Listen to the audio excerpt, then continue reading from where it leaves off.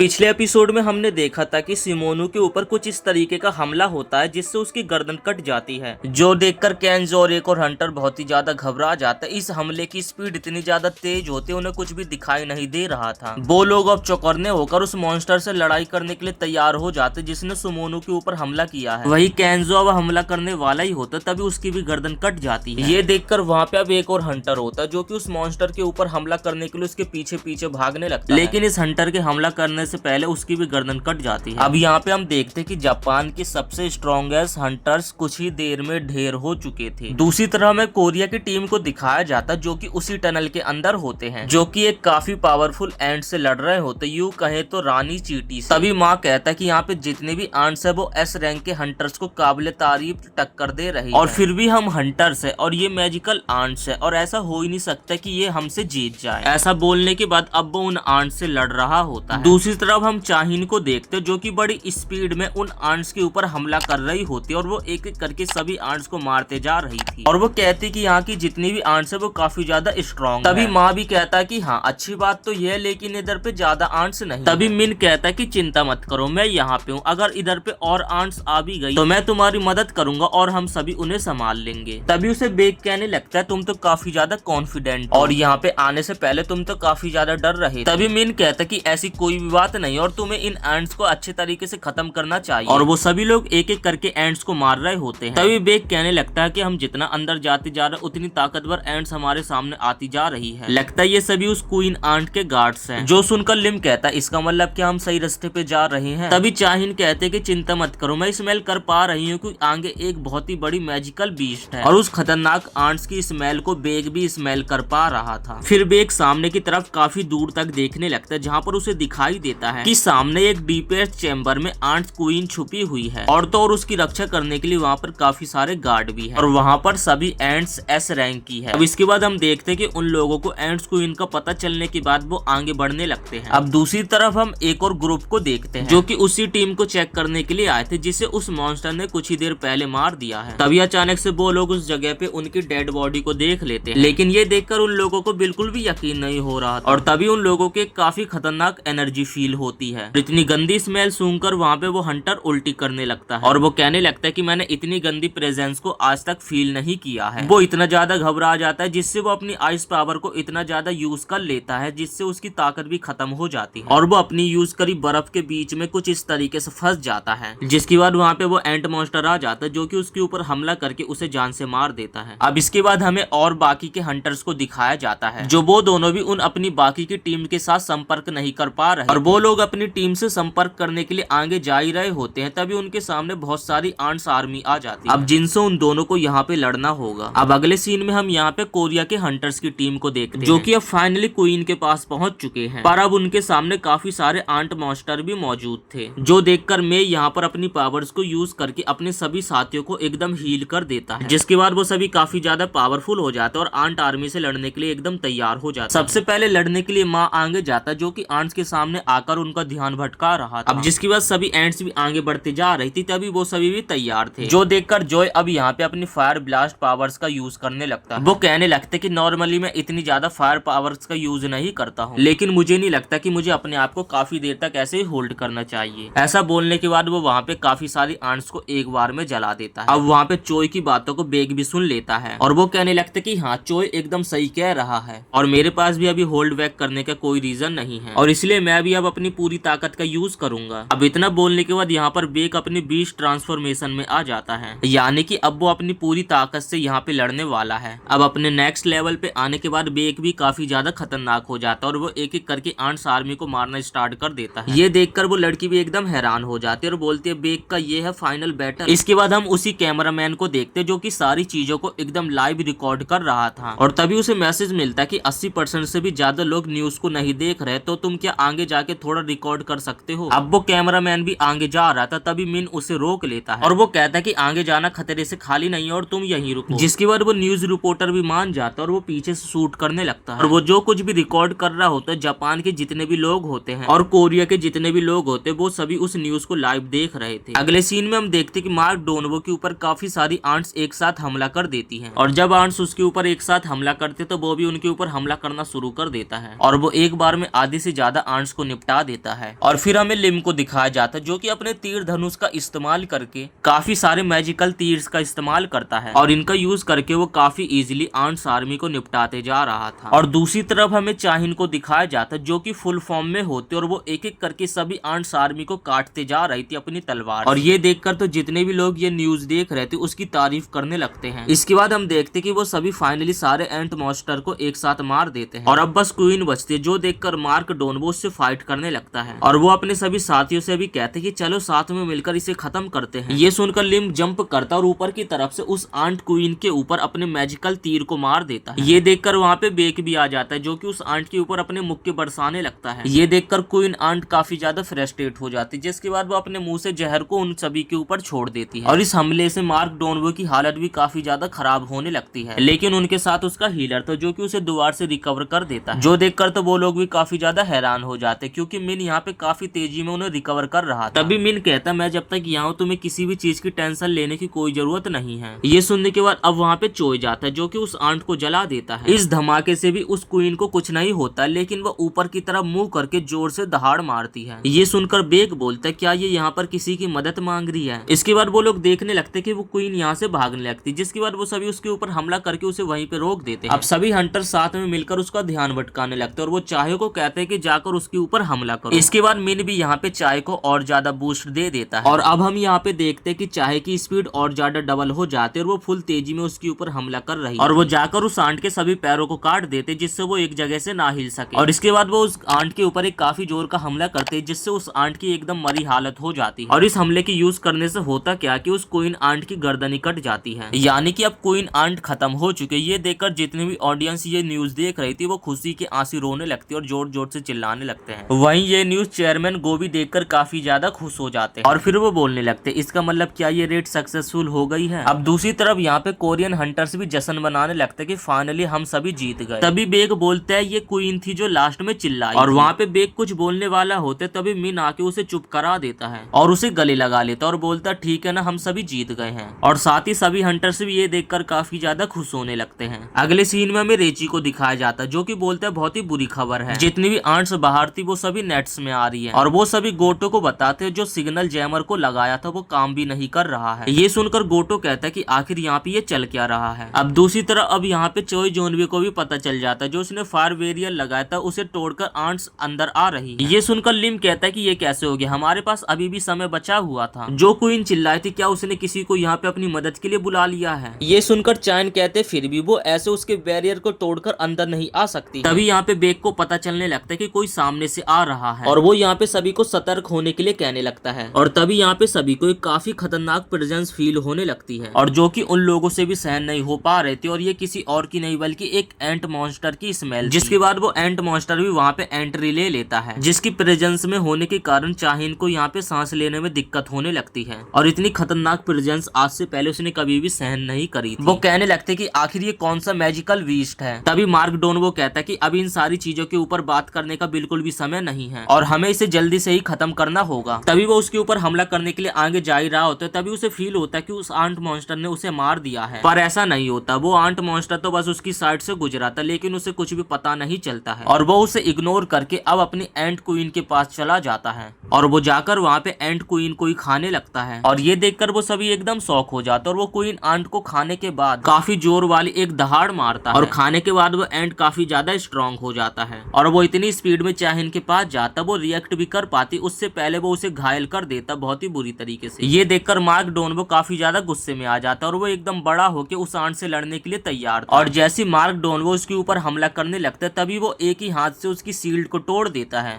और साथ ही उसके हाथ को भी तोड़ देता है और फिर हम यहाँ पे देखते कि वो मार्क डोनबो के दोनों हाथों को तोड़ देता है। इसके बाद वो मॉन्स्टर वहाँ से चुपचाप से जाने लगता है जिसके बाद बेक उसके ऊपर हमला करने लगता है लेकिन बेक को पता भी नहीं चलता और वो मॉन्स्टर उसके ऊपर हमला करके उसे घायल भी कर देता है और अब वो चोय जोनवे की तरफ आगे बढ़ने लगता है। चोय जोनवे अपनी आग का इस्तेमाल करके उसे रोकने की कोशिश करता है लेकिन उसके हमला करने से पहले वो चोय जोनवे को पहले ही मार देता है। जिसके बाद अब लिम अपने तीरों से उस एंट मॉन्स्टर के ऊपर हमला कर देता है लेकिन वो एंट मॉन्स्टर उसके तीरों को अपने हाथों से ही रोक लेता है और ये देखकर लिम काफी ज्यादा शॉक हो जाता है। जिसके बाद वो एंट मॉन्स्टर लिम के पास पहुंच के उसके मुंह पे एक जोर का पंच मारता है और उसके बाद वो लिम के ऊपर कंटिन्यूस हमला करने वाला होते तभी बीच में मार्क डोनबो आ जाता है जो कि उस एंट के ऊपर हमला करके उसे पीछे धकेल देता है। इसके बाद हम देखते कि मार्क डोनवो पूरी तरीके से रिकवर हो चुका है और वो उस आंट से बोलता है, तुम मुझे देखकर एकदम सरप्राइज हो गए हो ना, अब आएगा खेल में मजा। तभी आंट भी सोचने लगता कि आखिर ये बंदा जिंदा कैसे हो गया, लेकिन हमें पता है कि हंटर के पास तो उनका हीलर है जो कि उन्हें बार बार एकदम ठीक कर देता है। तभी हम मिन को देखते जो कि सबको हील कर रहा था और साथ ही अपने आप को इनविजिबल भी कर रखा था, लेकिन इनविजिबल होने के कारण उसके पास डिसएडवांटेज ये था कि वो एक जगह से हिल नहीं सकता है। और फिर हम देखते कि मार्क डोनवो और आंट के बीच में लड़ाई होने लगती और मार्क डोनवो आंट के ऊपर एक के बाद एक मुक्कों से हमला कर रहा था, लेकिन वो आंट उसके हर मुक्कों से बचते चले जा रहा था और अब वो सीधे डोनवो के पैरों को पकड़ लेता और उसे उठा के जमीन पे पटकने लगता है, जिसकी वजह से डोनवो की हालत बहुत ही ज्यादा बिगड़ जाती है और वो बेहोश हो जाता है। तभी मिन देखता है कि उस आंट ने इनविजिबल होने के कारण भी उसे फील कर लिया है और अब वो एंट मॉन्स्टर मिन को पकड़ के उसके सर को ही खा लेता है, जो देखकर वो सभी लोग काफी ज्यादा घबरा जाते, लेकिन वो कुछ भी करने की हालत में भी नहीं थे। पर तभी बेक उठता और उस एंट मॉन्स्टर से लड़ाई करने के लिए तैयार हो जाता और वो काफी ज्यादा गुस्से में भी था और वो एंट मॉन्स्टर के ऊपर हमला करने के लिए जा ही रहा होता है। तभी वो मिन की बॉडी को बेक के ऊपर दे मारता है, जिसकी वजह से अब बेक भी पीछे हो जाता है और फिर वो मॉन्स्टर सीधा जाकर बेक की गर्दन को पकड़ लेता है और यहाँ पर बेक की सच में बहुत ही बुरी हालत हो जाती है और उसका ट्रांसफॉर्मेशन भी खत्म हो जाता है और वो यहाँ पे मिन की भाषा को कॉपी भी कर लेता है और वो बेक से बोलने लगता है कि बेक यहाँ से भाग जाओ, जिसके बाद बेक गुस्से में आ जाता और उस आंट की गर्दन पकड़ने की कोशिश करने लगता है। तभी वो मॉन्स्टर कहने लगता है कि तुम सभी इंसान काफी ज्यादा कमजोर हो और तुमने हमारी क्वीन को मारा, तो तुम सभी सोल्जर्स को मारने का कुछ फायदा नहीं है, लेकिन तुम बताओ कि तुम सभी का राजा कौन है। तभी वो बेक को छोड़ देता और आइलैंड पे गोटो की प्रेजेंस को सेंस कर लेता है और ये सेंस काफी ज्यादा पावरफुल है। इतना बोलने के बाद वो वहाँ से लाइट की स्पीड में निकल जाता है और वो गोटो की सेंस का पीछे करके उसकी तलाश में निकल जाता है। तभी बेक भी बोलता है कि ये गोटो के ऊपर हमला करने के लिए जा रहा है। तभी वो बोलता है कि इसके बारे में हमें बाद में सोचना होगा, लेकिन हमें इधर से जल्दी से निकलना होगा। जैसे वो बाहर निकलने की बात बोलता है तभी हम देखते कि उनके ऊपर बहुत सारी आंट आर्मी ने हमला कर दिया था। दूसरी तरफ अब हम गोटो को देखते जिसे कोई बता रहा था कि उनकी कोई सी भी टीम रिस्पॉन्स नहीं दे रही है, जो देखकर गोटो वहाँ पे इन्वेस्टिगेशन करने के लिए जाने लगता है। तभी हमें एक और टीम दिखाई जाती है जिसे गोटो कह रहा था कि तुम एंड पॉइंट पे मिलना, जिसके बाद ये लोग भी वहाँ पे जाने लगते हैं। अब गोटो और सभी उस जगह पे पहुंच जाते हैं जहाँ पर उन सभी के टीम मेंबर्स को मार दिया गया है और वो देखते हैं कि यहाँ पर के ने अपनी आइस पावर को भी यूज कर रखा था। वो देखकर एकदम हैरान हो जाते कि यहाँ पर बहुत सारे हंटर्स की लाश पड़ी हुई है और ये हंटर्स सभी उसी की टीम के थे।